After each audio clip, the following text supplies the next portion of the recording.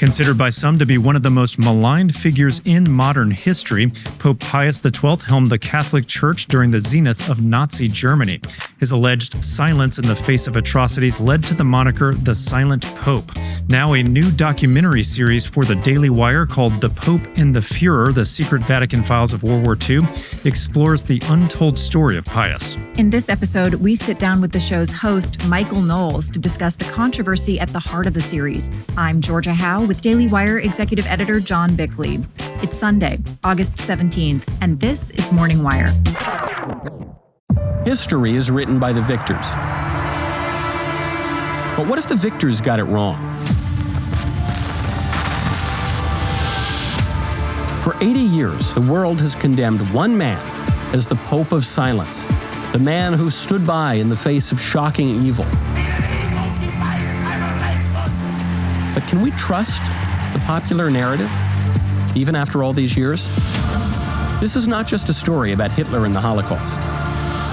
One of the worst lies ever told about the Catholic Church is what she did or did not do in one of modernity's darkest hours. Now, for the first time, the Vatican's secret archive is open, and the truth is far more shocking than the fiction. Propagandists have peddled one story for decades, but now we can definitively know better. Joining us now is our dear colleague and producer of this fantastic new series, Michael Knowles. Michael, thank you so much for coming on. It's great to be here. This is my first time on the Morning Wire set. This is fun. Don't take that personally. I know. It's weird because it's always locked when I try to come in. It's so strange. My key doesn't. It's weird how that happens. Yeah. Well, you're here because you just dropped a new docu-series. For people who haven't heard about it at all, tell us, what is it about and what's it called? The series is called The Pope and the Führer, The Secret Vatican Files of World War II.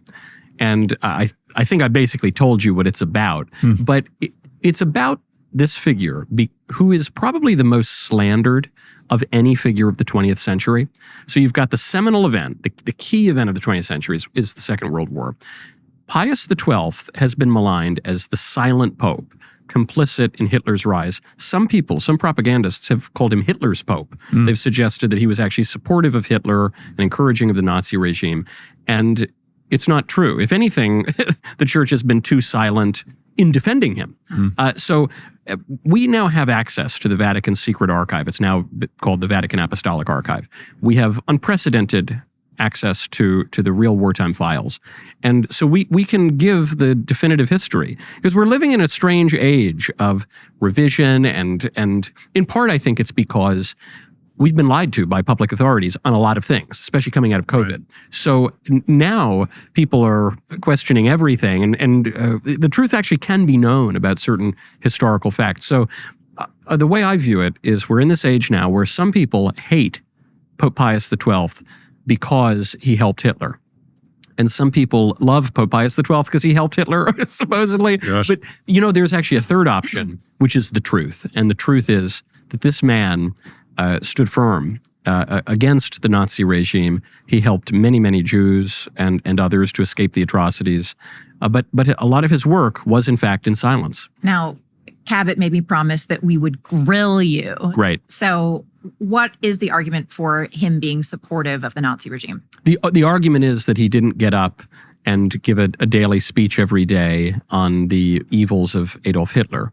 Now, even that, I think, is a sort of unfair charge, because if you go back to the pontificate before Pius XII, Pius XI, the papal encyclical Mit brennender Sorge came out. And at this point... You watch your mouth. Yeah, that's right, Gesundheit. At this point, the man who becomes Pope Pius XII, Eugenio Pacelli, he's a top Vatican diplomat. He's actually a diplomat in Berlin. And so he's intimately involved in all of this. And it's unusual. Even that name, Mit brennender Sorge, is unusual because papal encyclicals tend to come out in Latin. Mit brennender Sorge was in German to appeal directly to the German people, had to be smuggled in and around Germany. And so even before he rises to take on this continuation of Pius XI's pontificate, he was well aware of the problem, working hard to stop the rise of Hitler. And then when Hitler takes power, you also have to put yourself in the historical context. it's not as though the Pope had the Papal States anymore. It's not as though this were the Middle Ages and the Pope had armies to command and a major temporal power. After Mussolini and the Lateran Treaty, the Pope is confined to Vatican City. And that had really been true since the 19th century, since Blessed Pius IX. He had an obligation to the faithful, of course, but he's, in the Catholic understanding, the vicar of Christ on earth. He's the head of the universal church. And so the relationship between temporal and spiritual authority, that conflict goes all the way back to antiquity. That is what I think the propagandists have honed in on, is they say, well, this man tried to find a way diplomatically to mitigate Hitler's rise. And to them, I would ask, first of all, what was the alternative? And two, what came of that? What was the fruit of that? And the fruit of that was saving tens or hundreds of thousands, really, of people's lives. And how did they do that? What did the smuggling efforts look like to get Jews out of Germany? Well, there's urbi et orbi. There's what Pius was able to do in Rome, and there's what Pius was able to do throughout Europe. And so in Rome, he was working very hard to get Jews in particular to not be loaded onto the boxcars. And he was largely successful at that. He was largely successful at protecting Rome's Jewish population. Then in Germany, there were multiple attempts to take out Hitler. The most famous one is, of course, Operation Valkyrie didn't work. But there were networks of spies and informants. The Vatican was really a meeting grounds for a lot of this information. But even so, look, you had hundreds of thousands of people who were saved because of the work of the Catholic Church and up to the pontificate. But he also was speaking. He also was writing. He also had moral clarity. He also had radio addresses. I think of all the calumnies, of all of the historical figures that have been slandered, with Pius XII, it's the most preposterous. And it's no surprise, because the Second World War was a war in large part between two enemies of the church, the communists and the Nazis. So when the belligerents were largely made up of the enemies of the church, it's no wonder that the church was so maligned. In terms of the initial public statements, was there a fear from the Pope that he's actually putting Catholics at risk in Germany, or was that not part of the equation? Of course. Okay. Again, going back to antiquity, because the church does not measure her time in days and weeks or years, but in centuries and millennia. Of course, the shepherd has a responsibility to his flock. He also had to deal with clergy and even bishops who were a little more open to the Nazi regime. So one in particular who comes up is Bishop Howe. Bishop Howe, who in his own way, actually, I think has been somewhat unfairly maligned. Howe famously wrote a book that's been called A Defense of Nazism. It's really not that. The Vatican, and we can see this in some of the files, understood that Bishop Howe was not the most balanced person in the world. But what Howe's book was attempting to do was pull whatever good can come out of the Nazi movement out of it and get rid of the bad stuff. So he condemned explicitly the racial laws and the cruelty and the sins. Now, you can say, well, that was a stupid strategy, that never was going to work. But even there, it shows you the difficult position that the Pope is in when he even has to corral priests and bishops and make sure that everyone is seeing with great moral clarity that Pius XII possessed what exactly was going on. Now, one document that you highlighted in the first episode of the series was that in some letter or something, Hitler referred to the Pope or Pope Pius as his number one enemy or his personal enemy. Tell us a bit about that and why he identified the Pope as his enemy. Well, there have been attempts to rehabilitate Hitler as some kind of Christian or something, and I think it's ridiculous when you look. I'm going to ask you about that, too. Yes. I mean, look, Hitler was right when he said that the Pope was his enemy, give the devil his due. Hitler had an idolatrous ideology of the state as being above everything else. And so you heard the church understand that the crooked cross, the cracked cross of the Nazi swastika would perish and the cross of Christ would remain. These two ideologies were incompatible. They were incompatible for many reasons, because of the racial cruelty, but ultimately because Hitler recognized that the chief threat to his power, to his Reich, was the church.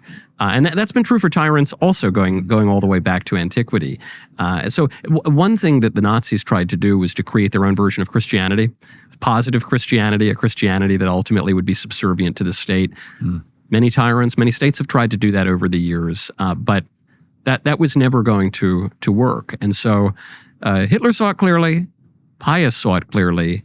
There might have been some confusion in between, but these two great men, a protagonist and antagonist of the war, in their own way, they understood what the stakes were. Yeah. Well, you may have already addressed all you want to say on this topic, but you do hear people making connections today between Christian nationalism and Nazism, and just wondering, what do you think the connection is there, or is that just completely propaganda at this point? Well, no, the connection is that heresy is choosing. I don't need to tell a scholar such as Mr. Bickley here that, it comes from the Greek word for choice.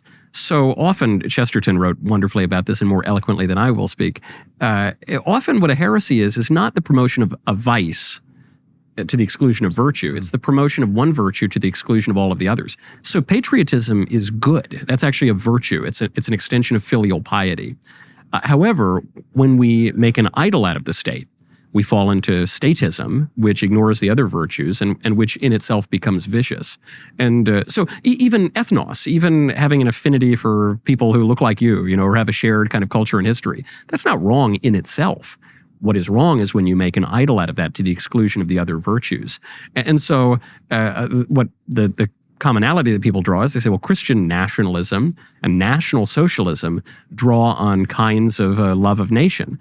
Yes, the difference, though, is that Christian nationalism, or let's just say a Christian understanding of nationalism, puts nation in its proper place. And its proper place cannot be above all other considerations, but it has to understand man as a political animal, as a social creature, but as a spiritual creature as well. We have homes on this earth. We come from a family. We live in homes. We have a home country. But we're also pilgrim wayfarers, and we're going to the eternal home, which is not going to be found in this dust. Yeah. Now, in 2020, the Washington Post reported that there were these newly opened Vatican archives, and that they found evidence, supposedly, that the World War II era Pope knew about the mass killing of Jews from his own sources, but kept that matter from the U.S. government. They also issued somewhat of an apology for, providing succor for Nazi soldiers. What did you make of that? Of those documents that supposedly have an apology? Yeah, it's a bunch of nonsense. I mean, the one controversial area for a sort of apology would be the ratlines. And this once again involves Bishop Howe, who's probably the most prominent of the bishops who were seen to be sympathetic to Nazism. And I don't mean to paper over it. I mean, these are very legitimate historical controversies that don't really touch on Pius XII, who, again, to accuse Pius XII of withholding information or intelligence. First of all, he was a chief diplomat, and he's one of the great heroes of saving the victims of World War II. So spare me. But one can see all of the important documents in the series, The Pope and the Fuhrer. But on the ratlines, giving succor to the Nazi war criminals, even that, I think, could be understood as coming from at least a good place, at least a good intention, which is that the war was over, and Howe, in perhaps his mistaken understanding of ethics and morality, said, well, okay, these people are now escaping their own persecution, and I'm going to allow them, or I'm going to facilitate their fleeing to Latin America. Didn't turn out very well for a lot of the Nazi war criminals. But even that, I think it's reductive and unfair to say that this man was, a Hitler fanatic, even someone like Howe, because you can read him in his own words. And this is what I think a lot of this comes down to. It is not possible to look at the documents in the Vatican Secret Archive, and even documents that we knew about decades ago. It is not possible to read Pius XII in his own words or read testimony about documents that actually no longer exist because, as the Vatican knew going back to Pius XI, the fascist government was tapping all the phone lines. So everything that they were communicating was being intercepted by the Axis. It's not possible to read what they said and hear what they said and come to the conclusion that the Vatican was in any way sympathetic toward Nazism. It's not possible. And on the point of the fascists intercepting the cables, it's also important to remember that the Vatican had its territory stolen by the Italian state, which was in control of one of Hitler's chief allies. And so even down to the point that there were questions about Pius XI's death, the event that precipitated Pius XII rising to the seat of Peter, because the doctor for Pius XI was a relative of Mussolini's mistress. I had never heard that before, and I saw it in the first episode. Floretta. It's kind of amazing. One of the things, and this is not an apologist perspective, but the fog of the 1930s, it's hard for us with the clarity of the events playing out, and we get to look back at them in history and see where all this was going. It's very clear to us how evil Nazism is, of course, but how you can't trust Hitler, that he was always playing the game. It was always going to be war, all that stuff. But I think a lot of people in the 30s leading up to the beginning of World War II and even into the beginning stages of it could not believe how evil Hitler was and how many people were following such an overtly evil force. If this many people back it in Germany, this is a reasonable 50 million Frenchmen can't be wrong. Yeah. In fact, 50 million Frenchmen are always wrong. And in the case of the Second World War, they mostly just lay down and let the tanks come in. But the other aspect of the context of the 30s that people can't really understand today, and in part this is because of propaganda that occurred during the Second World War, is the evil of communism.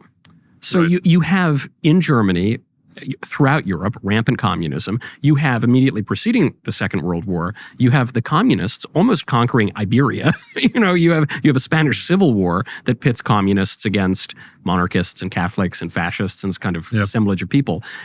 And communism is an avowed enemy of the church that predates fascism, that the church has been dealing with at this point, since the 19th century. It's an overt enemy. I mean, it's an open enemy. Yes. Right. As opposed to the early stages of Nazi propaganda, where they tried to downplay a lot of these elements. And so, even Hitler, and this is again in episode 1, Hitler downplays the Jew part. Yes. When he's openly campaigning and starting to gain leadership roles. He also downplays his aversion to the church. Now this comes out more clearly later on, but he's a pretty crafty politician, that Hitler, and the situation in Europe was awful. Again, something else we haven't mentioned is we're dealing with the aftermath of the First World War. So you've got a terrible problem in Europe, and then if you put yourself in the position of the Vatican, with, in my view, apostolic authority, divinely instituted authority, great moral clarity, but also looking at political realities, there is a war that is breaking out between two people that want to see you destroyed, and so given that context, when you see baptismal certificates given to Jews en masse to have them avoid being shipped off to the camps, to allow them to escape to other countries, including in Latin America. So one criticism is, well, why didn't the Vatican issue more? Put yourself in the political situation. Had the Vatican just given a carte blanche of baptismal certificates to every single Jew in Europe, save no one. You save no one. You save no one, because it's not as though Pius XII is sitting on his throne, up in the sky.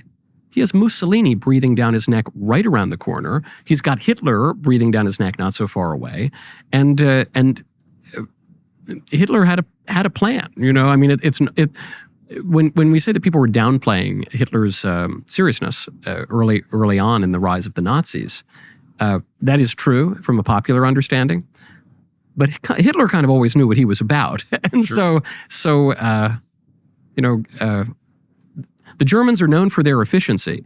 And with Pius XII, the fact that the Vatican was able to do as much good as it was, to me, that's the real story, which has been inverted by other enemies of the church. Obviously, there's a lot of defense of Pius XII in this for a good reason, because he's been painted in such a negative light. But what are the lessons to take away from this in terms of the things he should have done, that he could have done more of? Maybe he should have been more public in some key moments. Did you have some moments you felt like this is a legitimate qualm you can have with him in this particular instance, or maybe trends in terms of how he led through this period? No, really. I don't. I mean, I don't really have a criticism of him. I have criticisms of other bishops. I have criticisms of some of the clergy or even some of the laity. I have, with retrospect, the ability to look back and say, well, had church teaching been clearer before, say, Mitbrenner Sorge, fine. But you're dealing with such a tumultuous period, such a period of massive change in the teens, 20s, and 30s, that I think even that is sort of an unfair criticism. The takeaway lesson for me, though, is the uneasiness of living in a fallen world, in aiming at spiritual Jerusalem in a world of political powers and principalities and powers, because it's astounding to me in many ways that the church could have walked this via media. The church really had the Nazis' numbers from the beginning and was able to maintain that moral clarity and surreptitious clarity, down to the Scavi, all the way up to attempting to save people around Rome and around the rest of Europe, even amidst all the intense political pressure to pick a side. But you don't actually. A lot of people think that we have to pick a side between the brown shirts and the red shirts and the black shirts in Italy. You don't. You can pick the white cassock of the Holy Church. You strike me as pretty eloquent. You should, I don't know, have your own podcast or something. That's a great idea. I really Look into it. I appreciate that. Daily Wire will greenlight stuff. It takes a few years. That's good, because I told years ago, when I met Ben Shapiro, he told me my check would be arriving in the mail any day now. That was in 2015. So it's coming, man. I'll check with the accounting department or so. Yeah, okay. Well, Michael, thank you so much for coming on. And now we know who our Catholicism expert's going to be. Andrew Klavan.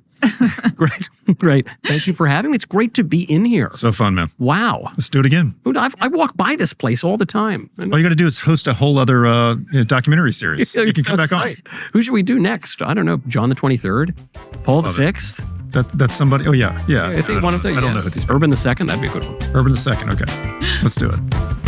That was Michael Knowles discussing his new Daily Wire documentary series, The Pope and the Fuhrer, The Secret Vatican Files of World War II. And this has been a weekend edition of Morning Wire.